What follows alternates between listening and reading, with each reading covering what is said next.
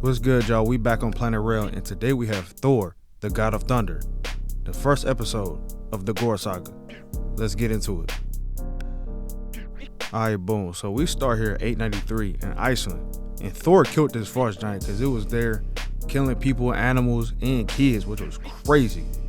And Thor ended up killing this frost giant with his axe, Yarnbjorn. And they got it sitting out on the stake like, yeah, look what we did to your homie. And this particular battle took place 4 days ago. And ever since then, that boy Thor been having fun. And out of nowhere, there's a loud scream. And Thor is hoping it's another frost giant so he can just pack it up. But instead, there's this little girl and she says it was a devil man. Then an older lady says she was speaking the truth. And whoever it was out there started flowing back up in the ocean in pieces. And that older lady said pieces of that person's body has been coming up the ocean in red chunks for hours. Now the villagers there can't even identify him, and they know he's not even from that village. But one of them noticed what he looks like, and they've been told by other Norsemen that his tribe of people travel across the world. And the dead man's name was Ulfar, the son of Orn. And the old lady doesn't believe he's just a regular man, and she asks Thor what does he see when he looks into his eyes. And then he does look, and I ain't gonna cap, I use this picture as a meme. And Thor says that Ulfar was a god. And the villagers are just in shock, like they making all these theories of like what could have killed him. And one of the villagers thinks that he was eaten by something, but another one chimes in and says, nah, he wasn't eaten, he was butchered. And Thor's like, bro, whatever it was, bro, it ain't no match for Asgardian steel. And to sum that up, he really saying these hands is ready to eat for everybody, bro. Anybody can catch this smoke. And now the older lady asks Thor, has he ever seen anything like this? And Thor responds by saying that he's seen many things, but nothing like this. Then a woman starts to pray, and Thor asks what gods do she pray to, and she says all of them. And now it's the present day, and we're on a planet called Indigar, and there's somebody on this planet praying to Thor. And this planet is a very dry planet because it hasn't rained there for many years. And this person says the people there will die soon, and they bring up what they've heard about Thor, that he can do anything, and they want him to save them. And it turns out it was a little kid praying to Thor this whole time. And the kid looks up and they hear thunder. And Thor arrives there. And he hears the prayer from a cosmos away. And from that prayer, he brings the storm. And Thor breaks the ground so that water flows out. And he says that nobody there will die today. He tells the kid that he heard the prayer. Then he says he gotta go. But then somebody says they have ale. He like, bro, you got that drink on you? Oh yeah, I'm staying. So now he chilling there with them. And he's telling stories of his past and stories of Asgard and how his father sits on the throne. And he tells the kids that there are gods and dragons there, and they look astounded. And now the kids there are asleep. And there's an older man that came in and said that they owe Thor their lives. But Thor's like, nah, bro, you owe this girl because she the one that prayed. Alright, little side note real quick. Even having a little bit of faith can change your life and others around you tremendously. Like, peep that with the little kid. Like, that kid prayed and it changed everybody's life. Alright, back to the story. Thor asked the man why didn't she pray to her own gods. But that man says, on Indigar, they have no gods. But Thor's in shock like, bro, what you mean you have no gods? Because Thor has never known a world to not have gods. And the old man thought Asgard and all the stuff that Thor was talking about was just stories. And Thor takes that as an insult, but the old man didn't mean anything by it. And he asked Thor, is it true that his father sits on the throne of Asgard? But Thor's like, let's cut the chat about my father. You tell that little girl when she wakes up that when I find her gods, they will come home. And Thor thought it was impossible for a world to not have gods, but it's not impossible. And as he heads into this building, he just wonders what happened to Indigar's gods. And he yells out for him, but hears nothing. And he opened his door and it's like a jewelry room. I ain't gonna cap, I would've probably took some. And now he looks into a library, and in both of those rooms, he finds nothing in there. He finds zero signs of war or disaster. But Thor sees another room with chains on it, so he goes to check it out. So Thor breaks the chains, and he opens the door. And he sees something that has him in utter shock, and the smell triggers it.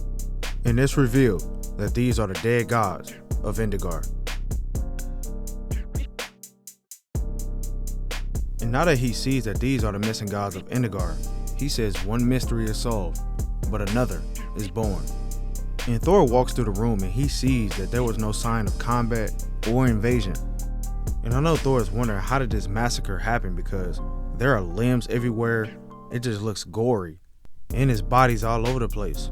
Now when I first read this, I thought these guys were just murdered like recently, but no. Thor says god flesh rots slowly, and it's been a few hundred years that they've been there, undisturbed. And he's using the process of elimination to figure out what happened. And he knows it wasn't no sorcerer, an army, giants, or beast that did it. Then he takes a closer look, and he realizes that their deaths were crafted skillfully. And Thor knows that this killer is going to kill again. And I know y'all peeped it too. The chains start to dissipate into the ground. Now something tries to attack Thor, but it misses. Then we see this black creature just charge at Thor. Then they start to scrap and go blow for blow. Then Thor realizes that this is not the killer, but instead, this is the killer's guard dog. His very strong guard dog, to be exact. And the creature Thor is fighting is called a black Berserker. Then Thor hits the ground and he has a memory of something from his past, and he realizes who did this. And as he fights this creature still, he says, if Gore the God Butcher did this, then that means more gods are going to die. And now we cut to Asgard, and we are many millennia from the time where we were.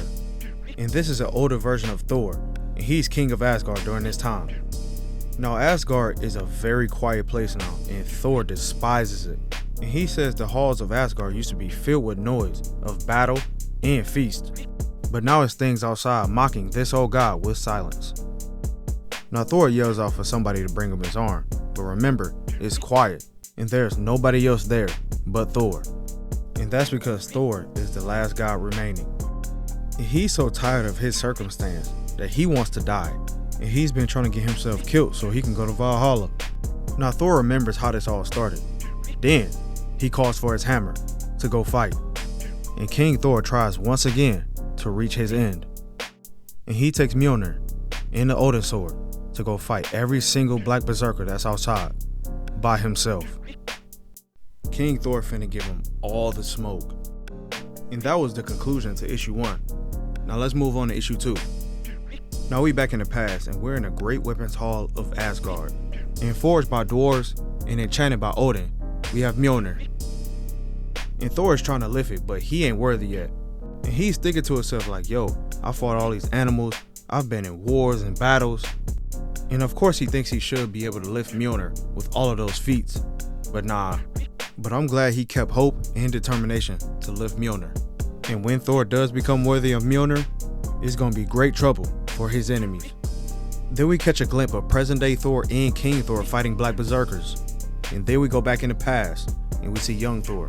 And he's traveling with Norsemen. And we are in the Baltic Sea. And the Norsemen are getting worried because the fog is getting thicker. And Thor is like, bro, I'm a god and I'm guiding y'all. Y'all ain't even gotta be worried about that. And I know y'all peeped that black figure in the back too. And I know one of the Norsemen peeped it too, because they saw what it looked like. And they said it did not look like a man. And Thor looks out into the mist, and he tells him to slow down until the fog clears up. And deep into the fog, we see the black figure again. And most of y'all know this is Gore right now, so ain't no point in keep hiding. And Gore says he smells god flesh, and he follows after them in a boat.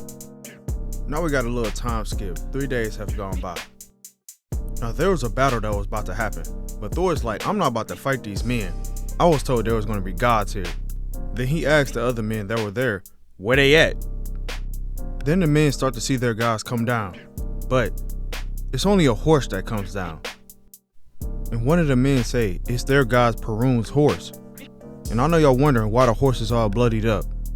And so Thor takes this horse and he goes to look for him. And as he gets higher into the sky, he sees blood, god blood. And Thor knows that there are some gods that died here today. Then we see a black horse just like the white horse, but the person on it has been beheaded. And Thor thinks the two gods fought and killed each other. But then we see Gore in the background. And y'all should know that Gore murdered those two gods. And Thor gets a certain feeling in the back of his head, and he hasn't had that feeling since he saw that guy in the river. Then we see Gore form his sword in the simple steps of 1, 2, 3. Then he cuts the horse's head off, and that boy Thor is in shock. And for those who don't know, I know y'all was probably wondering like, how did Gore make his sword like that? And I'm gonna tell y'all right now, it's called the all-black Necrosword, and it originates from the god of the symbiotes, Null. I ain't gonna cap, I had to pull out my Venom Omni just so I can go back and read the origin about the Necrosword. And so this how it went down. Null was sitting inside his dark abyss, and then the Celestials came and changed that by bringing light, and they pissed off Null. Then he ended up on one of the Celestials, and he reached inside of it, and he got this black goo, which is the symbiote. And then he goes to cut the Celestial's head off. Then the Celestials banished him to his void. And now Null was in his forge, and he was working on the blade. And as time went on, he eventually made the all-black, the Necrosword. And the Necrosword also has another name, the God Slayer. And I know y'all probably wondering like, how did Gore get the all-black? But that'll be told in issue 6. We just doing 1 and 2 right now. Okay, now back to the story. Thor is falling in the sky, and Gore asks Thor, does he feel that sense of helplessness? Because that's how it feels to be mortal. Then Gore towers over Thor, telling him he will learn how it feels to be butchered. And now we see Thor take the horse of Chernobog, the dead god. And Gore tries to frighten Thor. And he says many gods die like frightened children. But Thor says, I'm a warrior of Asgard.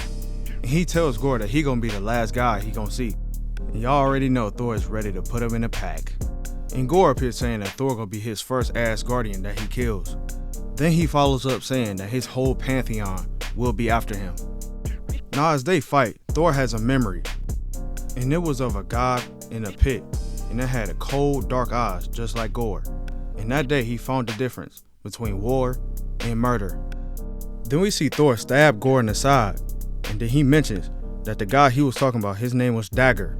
And that guy went on a killing spree across the realms. Then we see Gore in pain. And Thor brings up how he was a young kid and he would see Odin come back drenched in blood. And Thor says that his father told him that was war. And what Dagger did was nothing like war. And now we see Gore launching attacks at Thor while they're still fighting in the sky. And Thor says that one night he went to go see Dagger in the pit.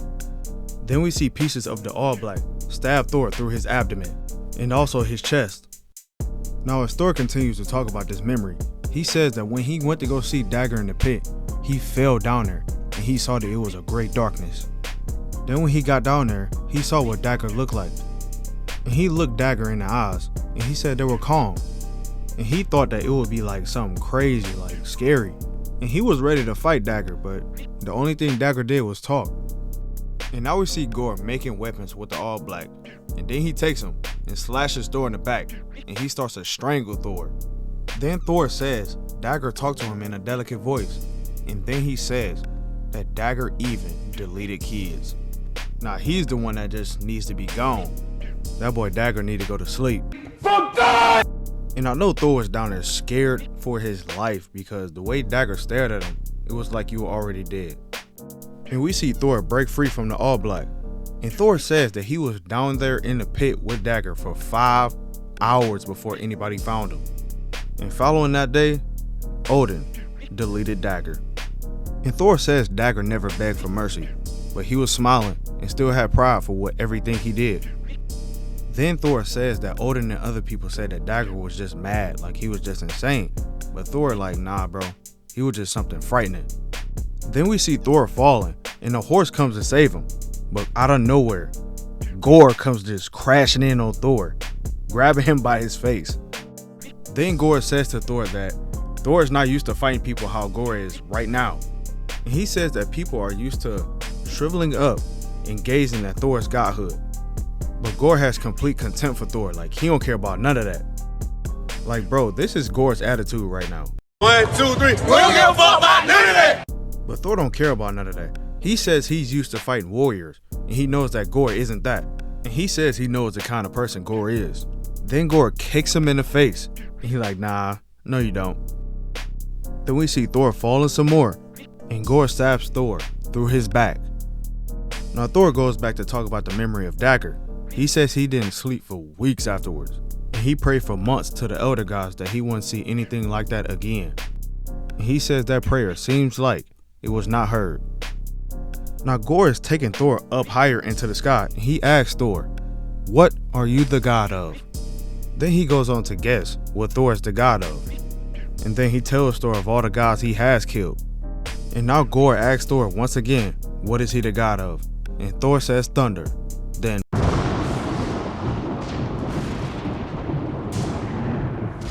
and now they both start to fall after Thor causes that lightning strike. Alright, we back in the present now. Thor has defeated that black berserker, and it took him hours to defeat it. Then he realizes that Gorr has grown stronger because he knows how to make constructs. Example, the black berserkers. Then Thor swears to avenge the dead gods of Indigar, and he says he will finish Gorr once and for all, and he don't care where he at or how long it takes. My boy Thor said he want to put Gorr to sleep. And then we see old King Thor fighting, and now present day Thor takes off to Omnipotent City, the halls of all knowing. And now we see the Thor from the past just laying there, unconscious. What's going to happen next with him? What is Thor going to the Omnipotent City for? And what's going to happen with old King Thor? Find out in the next episode of Thor, the Gorr Saga. God bless. I'm out.